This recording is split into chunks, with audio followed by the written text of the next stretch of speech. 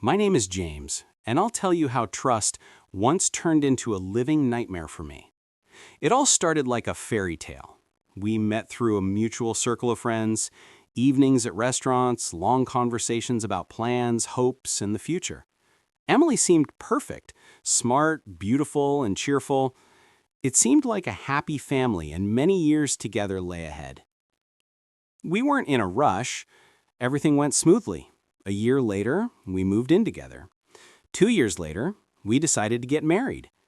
And 6 months later, we had a son, Michael. The joy was boundless, and I poured myself into everything, working for a good life, caring for my family, and little surprises for Emily and the baby. Life seemed perfect until one day Emily's attitude suddenly changed. It all started with little things: fewer conversations, more secrets on the phone, constant meetings with friends she refused to talk about. And then, the unexpected. One unwelcome day, I received a court summons, demand to establish paternity and order child support. I couldn't understand where this was coming from.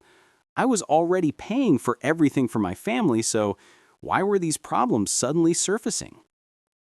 Emily kept quiet, avoiding conversation. Then she confessed. It turns out Michael isn't my son. She kept it a secret while she was confident I wouldn't leave and would provide for the child. And now, after our breakup, she decided to seek child support. My emotions, rage, betrayal, confusion, all swirled together. How could this be? How could I live a lie all these years?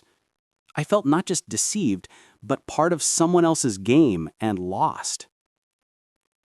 The trial was long and arduous.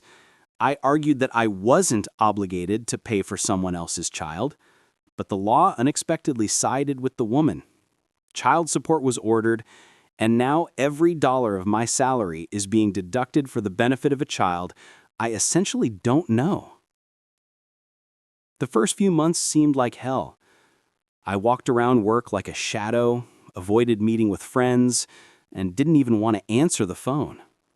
Every time I received a withholding notice, my heart started pounding.